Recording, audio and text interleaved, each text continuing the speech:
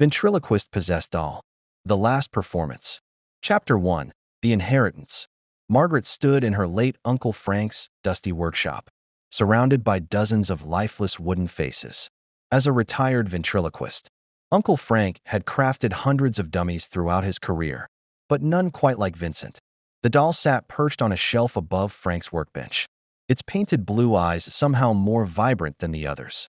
"This one's special," her uncle had always said. "Vincent's got a mind of his own." Now, 2 weeks after Frank's passing, Margaret was tasked with clearing out his workshop. The lawyer had been specific. Uncle Frank had left Vincent to her, his only niece. She'd always found the doll unsettling, even as a child, but refusing the inheritance seemed disrespectful to her uncle's memory. Vincent's mahogany face was expertly carved, with rosy cheeks and a slight smirk that seemed to shift depending on the angle.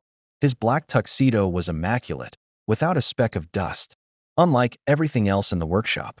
As Margaret reached for Vincent, a chill ran down her spine. The workshop suddenly felt 10 degrees colder. Chapter 2. Strange Occurrences. The first incident happened 3 days after bringing Vincent home. Margaret had placed him on a chair in her living room, unsure where else to put him. She awoke to find him in her kitchen, seated at the dining table. "I must have moved him in my sleep," she muttered, though she knew she hadn't. The next morning, Vincent was in her bedroom doorway, head tilted slightly to the left. The morning after that, he was sitting on her bed, facing her sleeping form. Each time, Margaret rationalized it away. But deep down, she knew something was terribly wrong. Then the whispers started. Chapter 3. The Voice. It began as subtle sounds in the night, soft murmurs. She could almost convince herself were the house settling or the wind outside. But gradually, the whispers became clearer, more distinct. "Play with me, Margaret." She first heard it while washing dishes. The voice so close it could have been someone standing right behind her. When she spun around, only Vincent sat in his usual spot, that eternal smirk seeming somehow wider. That night, she locked Vincent in the guest room closet. By morning, he was sitting in her rocking chair, slowly swaying back and forth. "You can't lock away what's already inside," the voice whispered, and this time, she watched Vincent's wooden lips move. Chapter 4. The Performance.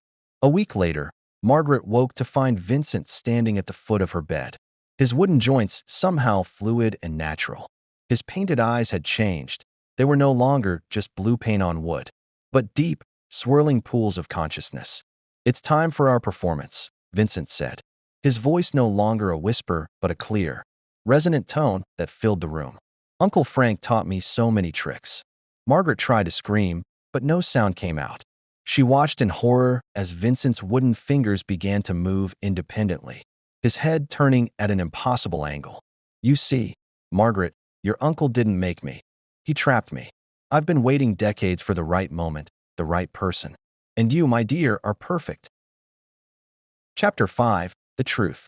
Through her terror, memories of Uncle Frank began flooding back. His warnings about never performing with Vincent. His insistence that the doll was different. She remembered the strange symbols carved into Vincent's back. The ancient book of binding spells hidden in Frank's workshop.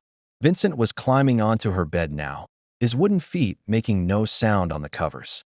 "Your uncle was a talented ventriloquist, yes, but he was an even better warlock. He bound me to this form 50 years ago, but his death weakened the spell. And now," Margaret watched in horror as Vincent's wooden skin began to ripple and shift, like water disturbed by a stone. The paint began to peel away, revealing something dark and ancient underneath.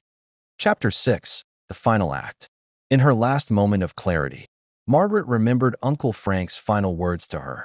"If Vincent ever awakens, speak the words carved into his heart. They're your only hope." As the thing that was Vincent reached for her, Margaret lunged forward, ripping open the doll's tuxedo shirt.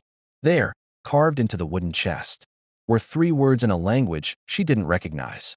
She screamed them out just as Vincent's now-clawed hand touched her face. The effect was immediate. Vincent's form began to collapse in on itself, the wood splintering and cracking. A horrific shriek filled the room as the ancient entity was pulled back into its prison. In moments, all that remained was a pile of broken wood and cloth on her bedroom floor. Among the debris, Margaret found a letter from her uncle, explaining everything: how he'd trapped the entity, how he'd spent his life keeping it contained, and why he'd chosen her as its next guardian. At the bottom was a postscript: build a new vessel. The binding must continue. Margaret looked at the broken pieces of Vincent, then at her uncle's old woodworking tools she'd kept. She knew what she had to do.